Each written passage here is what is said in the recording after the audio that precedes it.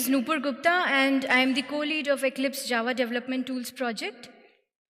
We know that Eclipse IDE provides us a lot of powerful features and capabilities, and with so much functionality at our disposal, we are not able to utilize the full potential of the IDE. And to be productive, mastering your IDE is as important as mastering your source code. So in today's session, I would like to share with you some invaluable tips that will help you in being more productive in your routine development tasks. And I would like to provide you a glimpse of the new tooling features that are provided by Eclipse as part of its support for the new Java and JUnit versions. So let's get started with the demo. First, some tips to improve the appearance of your IDE. So if you think that your toolbar and status bar are taking too much space and you don't need them, then from this menu, you can choose to hide them. Here you also have the option to toggle the full screen mode. And then mainly for presentations, but also for learning purposes, it is helpful to show the key bindings when a command is invoked. So you can enable that by using the toggle show key bindings command. Then you can zoom in and zoom out of the text editors using Ctrl+ and Ctrl- keys. If you have a touch-enabled device, you can also use the pinch gestures on the touchpad to zoom in and zoom out. Then it's always a good practice to organize your projects into working sets like I've done here, because these working sets give you a new scope which can be used at different locations. Like you can see this new scope in the search dialog. Then within our projects, the packages usually have a common prefix. So in order to save some screen space and for better readability, you can go to the Java appearance preferences and you can abbreviate these package names with your own rules. Then coming to the library entries. So the libraries here are shown in the order of the class path. So if your project has a lot of dependencies, then it becomes difficult to find a specific library using its name. To help with that, you can go back to the same preferences and use this option to sort library entries alphabetically in Package Explorer. When I do that, you can see that these libraries are now sorted. With this, let's move on to some navigation tips. So navigation in Eclipse is based on key bindings and shortcuts, and the most useful one is Ctrl+3, which stands for Find Actions or Quick Access. So just start typing whatever comes to your mind, and you will see the results from various different categories of UI elements. So you don't need to go through all the menu items, the context menu entries and preferences to search for something. You can start looking for it using the Ctrl+3 quick access first. Now, if you have a lot of editors which are open in the workspace, you can press Ctrl+E and quickly filter and navigate to the desired editor. And here you can also select an editor in this list and press the delete key to close that editor. Now, if you want to search for something, for an element in a class, you can either use the regular Ctrl+F search, or you can be smart and you can invoke a quick outline by pressing Ctrl+O. Here, you can quickly filter and navigate to the desired element.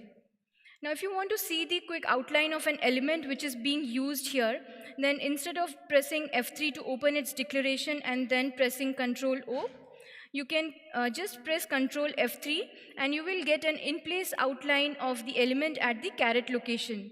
And similar to Ctrl+O, and also how it's mentioned here at the bottom, if you press Ctrl+F3 once again, you will get the inherited members as well. Then if you want to see the Java doc of an element, you can just hover on that.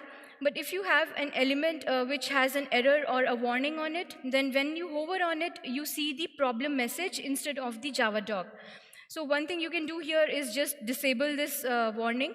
And for that, instead of going through all the preferences to look for the right option to configure that, you can use this quick fix to configure problem severity. It opens the preferences page and directly points you to the correct option using which you can configure this problem severity. Now, instead of disabling this, if you still want to see the Java doc, you can press Ctrl+Shift and then hover on the element and you'll be able to see the Java doc. Similarly, if you want to see an in-place declaration of this element, then press Shift and hover on it and you will be able to see its source code. Now you can make this Java doc hover pop-up sticky by pressing F2, and then you get some more options here like this one to open the attached Java doc in a browser so that you can go through the Java doc in as a web page. Now, while editing, it is common to navigate to different source code locations, say when you are looking for something. And here, if you want to quickly go back to the location where you were editing, you can press Ctrl Q and you can continue editing. You can also use the Alt left and Alt right arrow keys to move backward and forward in the editor navigation history. And during this, if you find some code that you want to revisit later, you can just bookmark it in Eclipse like you do in your web browser. And then you have a bookmarks view from where you can manage all your bookmarks. If you want to mark a location for performing some action later on, then you can add a task here. Just give a description to your task and set a priority for it. Then you can go to the tasks view, and here you can manage all these tasks. So these tasks will be local to your workspace, but if you want to share some of these tasks with your team, then you can make use of task tags. So let me open the tags preference page. So Eclipse provides some built-in tags, and you can modify them or create your own tags. And then these tags can be used in the Java comments. So so now you can share this code with your team members, and they will also see these tags in the tasks view. Another useful shortcut for navigation is the show in context menu. The shortcut is Alt-Shift-W. So it shows a list of all the views where the selected resource can be highlighted. And if you choose Show in System Explorer, then it will open the selected resource in your files, in your system's file explorer. So now let's move on to some tips for investigation, which can help you in finding some hidden information that's present in your IDE. So if you want to know how some things are implemented in your IDE, then you can make use of plugin spies. So on Package Explorer, if I press Alt-Shift-F1, you can see these details like the active view class, and clicking on it will also open the class for you. Similarly, if you want to know the implementation details of a toolbar item or a menu item, you can press Alt-Shift-F2, and you can see that the cursor has changed now. And now when I click on a menu item, you can get the implementation details. Similarly, if you are interested in just knowing the name of the contributing plugin, for example, when you are reporting a bug or when you are triaging a bug report, so just to give you an example, say you want to know the contributing plugin for the help page in preferences, you can press Alt-Shift-F3 and you will get that information. You can also spy on the SWT layout of the widgets. So the shortcut is Ctrl-Alt-Shift-F9. And here let me select the control as this editor. So on the left you can see the hierarchy of the widgets, and these panes will show you the layout and its properties. Next, if you want to see all the images which are present in your workspace or in your target platform, you can use the plugin image browser view. Here you can filter these images based on your name or the path, and if you click on an icon, you can see more information about it at the bottom. Then we all work with externalized strings. So these are the strings which are translated into different languages and used for internationalization. They are present as key value pairs in the .properties file. So if you want to know where a string is being used in your source code, just control click on its key from the properties file to see the locations where it is being referenced, and double click on a location to navigate to that particular location. Now, if you want to know who last modified a particular line of code and when, you can use the show revision information. And this is applicable when you have installed eGit, because this information is presented based on the commits history. So here you have more information, more options, like you can choose to show the author name, the commit ID, or both, and you can use the combined coloring. A darker color represents change which has been done more recently. And if you hover on them, you get more information like the commit message. And you can just directly open this commit in the commit viewer or choose to show it in the history view from these hyperlinks. The next one I want to talk about is the UI responsiveness monitoring. So sometimes when Eclipse UI becomes unresponsive, then this feature can detect that and collect stack traces during that time. And it can also log these stack traces in the error log view for further analysis. So here you can specify the threshold values for warning, error, and deadlock. And you can also add some filters on these stack traces. Next, if you get a stack trace from a log file or from a bug report, then you can just paste it using Ctrl+Shift+V anywhere in the Eclipse IDE, which is the shortcut for open from clipboard command. And then you can use these hyperlinks to navigate to the source code locations. And if you click on the name of the exception, then it will create an exception breakpoint for you, so that the debugger will suspend the execution whenever this exception is thrown or caught. So after this, let's move on to, let me just quickly go back to the slides and see if something is missing. Okay. Yeah, so let's move on to the coding tips. So one shortcut that we use all the time in Eclipse is control space, that is to invoke content assist, and the default behavior of content assist is to insert the proposal like this.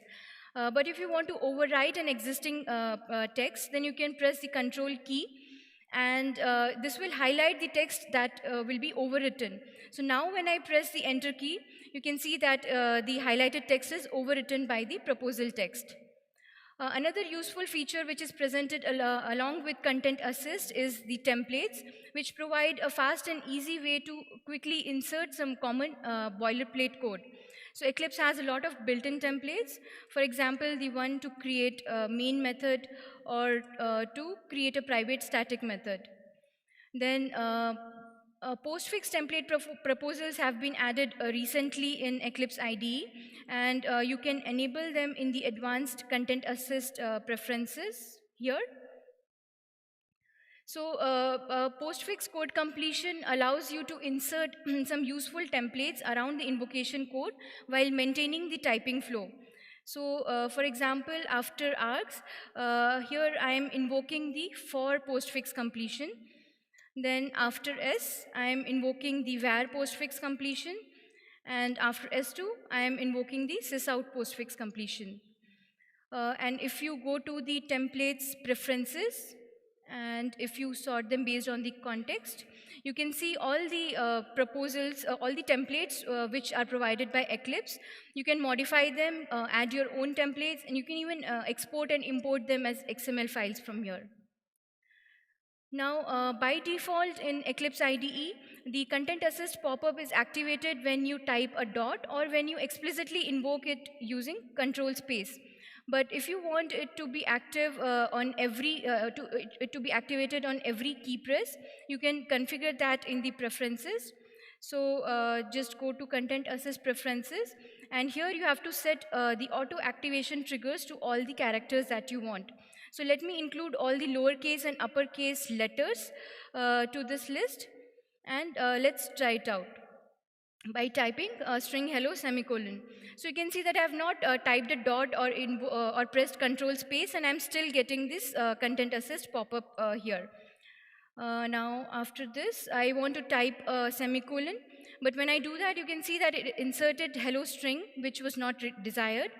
So to fix that, you can go back to the preferences and select this option to disable all insertion triggers except enter. So with this, the content assist proposals will not be inserted unexpectedly unless you press enter. So after this, let's try it out once again. And now when I press semicolon, you can see that it works nicely. Then in Eclipse, if you want to ignore certain types, say all the Java AWT types from different UI actions, like from content assist or from organize imports and quick fixes, then you can add these types to the filter list. So for that, just go to type filters preferences, and here I have added some filters. When I enable them, now you can see that Eclipse has removed all these extra options, the filtered list from the various UI actions. Then the next one I want to talk about is code minings.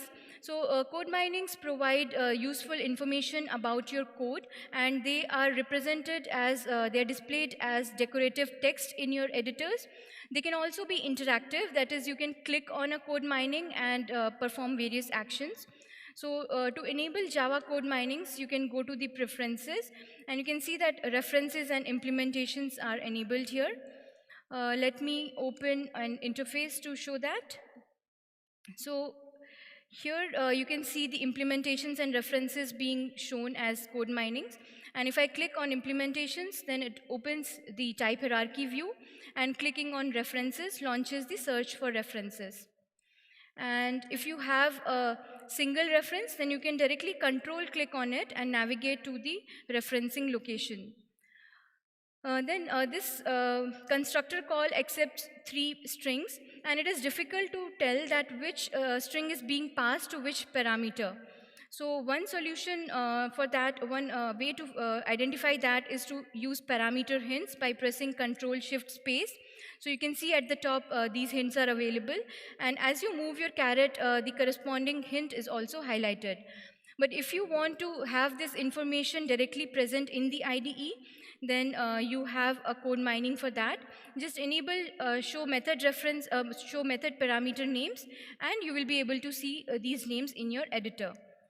And when you don't want these code minings or the new features, you can just quickly go to the preferences and disable them. Now, if you want to edit a large number of almost identical lines at the same time, then Eclipse provides a block selection mode using the shortcut Alt-Shift-A. So with that, I can convert these fields into private final fields very quickly. Then if you have to select some code, then instead of using your mouse and dragging to select the code, you can use the Alt-Shift-Up command, and this can be used to select the enclosing element, and using Alt-Shift-Down can be used to restore the selection to the last element. And you can use Control Alt up or down keys to duplicate the lines, and then Alt up and down keys can be used to move the lines in your editor, and Control D can be used to delete these selected lines. So with this, let's move on to some debugging tips. The first one is about smart step into, which is useful when you have a series of chained or nested method calls and you want to directly step into a particular method in that. So to give you the demo, let me debug this class. And when the breakpoint is hit, now I want to directly go to the third method here.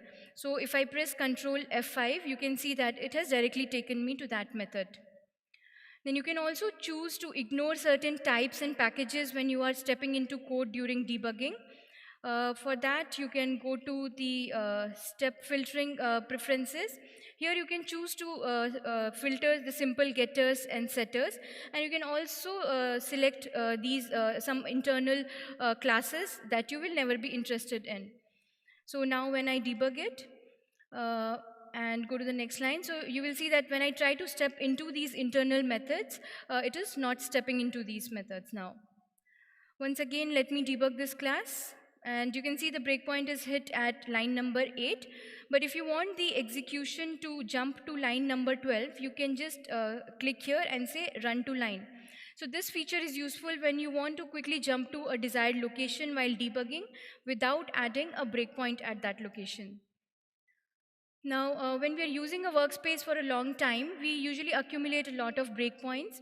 So in the breakpoints view, you can go and sort them based on creation time to see the most recently ones at the top. And you can also organize them in a better way by grouping them into different categories. Say you can group them based on the projects. You can also create breakpoints working sets. So this can be useful when you are working on a particular bug and you want all the related breakpoints to be grouped together in a single set. So after this, when I group them based on working sets, then you will get a single option here to disable, enable, or remove these breakpoints. And you can also import and export these breakpoints and their groups using these options from the context menu. Now let's talk about the trace point.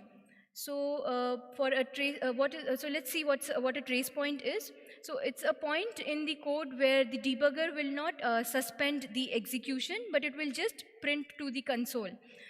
So you can add a trace point by using this option to toggle a trace point.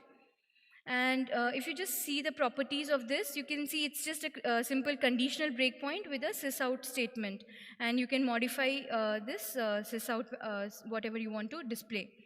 So now when I debug this, you can see that the suspension, there was no execution, the execution was not suspended here, and the trace point has also printed to the console. So you can use this to prevent the addition of sysout statements in your code while debugging, and it can be used to debug race conditions and to check the order of execution of threads in your program. So after this, let's see what a trigger point is. So just to simplify the things, say you have a breakpoint here, and that can be hit from 3 different scenarios, that is S1, S2, and S3. But you are interested in this breakpoint only after S2 has occurred. So you can create a trigger point at S2. Just create a normal breakpoint first, and then in the properties, you can mark it as a trigger point. So now when you debug this, you can see that our normal breakpoint is not hit for S1. And now since the trigger point has been hit, the breakpoint, on resuming, the breakpoint will be hit for S2 and S3. So in simple words, a trigger point is a breakpoint which disables all other breakpoints in your workspace until it is hit. And you can have multiple trigger points in your workspace, and they can be used for a lot of different scenarios. You can clear all the trigger points from your workspace by using this option to remove all triggers in the breakpoints context menu. So then say you are interested in a breakpoint only when it is hit at only when it is encountered for an nth time. So instead of counting the number of times a breakpoint has been hit, you can use the hit count property of that breakpoint. So for this, let me set the hit count value to 3. And now when I debug this, then you can see that it has been hit only when it was encountered for the 3rd time. So these were some tips for debugging. Now let me move on to some tooling features which have been added for supporting the Java releases. So just a general tip before that. So if you have a code snippet like this, you can just copy it and paste it in the package explorer anywhere, and a new project will be created along with that for that particular code snippet, and that code will be opened in a new Java editor. So you can use this feature to quickly try out some new language features that you want to. So now let me go to Java 13. So Java 13 provides support for switch expressions and text blocks, and these are added as preview features, so they are disabled by default. So you can enable the preview features in a project by using this quick fix. And still a warning is provided that you are using a preview features which may not be supported in a future release. So using this configure problem severity quick fix, you can choose to ignore this warning if you want. Okay. So after this, you can see that there is an error in this switch expression, that it should cover all possible values in its cases. So this can be fixed by adding a default case, or you can add all the missing case statements along with the default case. So Eclipse provides you the quick fixes for both, and these values are added in linked mode so that you can quickly replace them with the desired value. Now here this switch expression is having multiple labels in a single case statement. So for that, quick assist is provided to split the case labels so that you can use different values with these case statements as desired. And if your switch expression is getting too long, you can control click on the default and case keywords to quickly jump to the beginning of the switch expression. Now let's have a look at text blocks. So a text block can be added by enclosing it in triple quotes. You can double click in an existing text block to select its content. And then the regular refactorings like the inline refactoring or the extract to local variable refactoring, including all occurrences, also work well with the text blocks. And you can select a text block and press Ctrl I to indent it along with its delimiters. So with this, let's move on to the var support, which was added in Java 11 and 10. So while extracting a local variable, you can declare it, choose to declare its type as var. Then Eclipse provides you quick assists to change var to its inferred type, and the reverse is also possible. And if you want to use var and still be able to understand or to see the type which it is representing, then you can hover on it and you will see the inferred type. You can also do a control click on var and navigate to that type's declaration. After this, let's move on to Java Platform Module System, which was added in Java 9. And this is an area which is still not understood very well by a lot of people. So this is where Eclipse IDE tries to help you in being more productive and tries to make your experience more pleasant and convenient while you're working with Java modules. So to begin with, you can convert an existing project to a modular project by creating a module info file, and the project should have a compliance level of 9 or above. So let's move it to the latest one, that is 13. And you can see that the module info file is created with some exports and requires directives. So this is based on the existing contents of this particular project. Now you can add libraries to the module path of this project by going to the Java build path dialog. So let me add the JUnit 5 library to it. And you can also configure the properties of this module graph by going to the module dependencies tab. So this part will be covered in detail in Stefan Hermann's talk on tweaking your modules. So instead of going in details, I'll come back to this project and let me create a test method here. So you can see the error that test cannot be resolved to a type, and here Eclipse identifies that and suggests to add the required module to the module info file. So you go to the module info file and you can see that the required module has been added here. Now let me type exports demo.to. So using these quick fixes, here you can create and export a non-empty package in a single step. So you can see that it directly opens up the new Java class wizard, and the new package name is also pre-filled here. So when I do that, it creates the new class here. Now you can also provide a service implementation directly from your module info file. So for that, let me type provides driver with say demo.driver_impl. And you can see that Eclipse is able to identify driver, and it suggests to add the import for that and also add the required Java SQL module to the module info file. And then using these quick fixes, you can provide the service implementation. And the class that is created is already implementing our driver interface here. Now with this, let's also have a look at some tips for lambda expressions and method references which were added in Java 8. So if you want to see the method, the functional method which is being implemented by a lambda expression, you can just hover on the arrow. So you can see it is implementing the compare method, which accepts 2 strings and returns an integer. So if you hover here, you can see that these are our input strings, and this is the method which is returning the integer. And you can control click on the arrow to navigate to the declaration of that functional method. And the same thing is applicable for the method references. So you can hover on the operator to see the functional method and control click to navigate to that location. Then Eclipse provides a lot of quick assist to convert anonymous classes to Lambda expressions and Lambda expressions to method references and back. And all the regular refactorings work well with Lambda expressions. I'll just give you one example. So just consider this Lambda expression which is implementing the interface method foo. So now I will invoke the change method signature refactoring on the Lambda expression using Alt-Shift-C. So here let me add a new parameter with the default value of 9 and change its return type to integer. Now when I apply this, you can see that the Lambda expression has been updated to include the new parameter.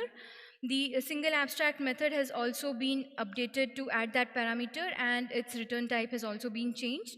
Even the invocation has been updated to include the new default value which we had provided for the new parameter. So that's about some of the new tooling features for the Java versions. Let's move on to JUnit 5. So JUnit 5 is a fundamentally redesigned version of JUnit 4, and it provides a lot of cool new features, but I'll be showing just one or two of them here. So first of all, if you want to create a test case, then you can use this quick assist on an existing class, and it opens this wizard where the JUnit Jupyter test is already selected, and you can see that the class under test is also pre-filled. On the next page, you can select the method that you want to test, and it will create the test class and test method for you. Now in JUnit 5 or in Jupyter, you can group multiple assertions together using the assert all method. And so this causes all these assertions to be executed first, and then all the failures will be reported together at the end. So let me run it as a JUnit test. So here you can see that there are two failures, and when I double click on it, you can see all the failed assertions together in this result comparison dialog. And if you want to navigate to the failing source code location, you can just double click on an entry in this failure trace, and or you can also click on this show stack trace in console view button to put the stack trace in the console view, and then you can use these hyperlinks to navigate. And this can also be used to copy a part of the stack trace easily from the console view. Then the next feature I want to talk about is tagging. So in Jupyter, you can tag your tests using the tag annotation, and these tags can later be used to filter the tests while execution. So first, when I run this test, you can see here that both the test methods are executed. But now if I open the launch configuration for this JUnit, then you can go to the configure tags dialog, and here you can specify the tags that you want to include in or exclude from this execution. So let me specify only fast tag in the includes, and now you can see that only the test which was tagged as fast has been executed. So similar to these, there are a lot of tooling features, tips and tricks, and keyboard shortcuts which are provided by Eclipse IDE, and learning them can increase your productivity to a great extent. So you can learn more about them right from the Eclipse IDE itself. You can press Ctrl-Shift-L and you will get a list of all the keyboard shortcuts. And if you press Ctrl-Shift-L once again, it will open the keys preference page, and here you can filter these commands or shortcuts, and you can also modify them to suit your own style. Then in the help, you can go to tips and tricks, and you can go through these documents which are updated regularly. From the help, you can go to the welcome page, and under what's new, you can go through the new and noteworthy documents of all the components in the current release. And now going back to these slides, you can also keep yourself updated with the new and noteworthy content of the upcoming Eclipse releases by going to this Eclipse News URL. And you can follow the Eclipse Java ID Twitter account along with the Eclipse Tips hashtag to get more such tips and tricks. This account is now available on Instagram as well. So that's all I wanted to share today. I hope you found at least something which was useful for you. Please provide your feedback on the EclipseCon website or app. And thank you. So you can ask me any questions that you have.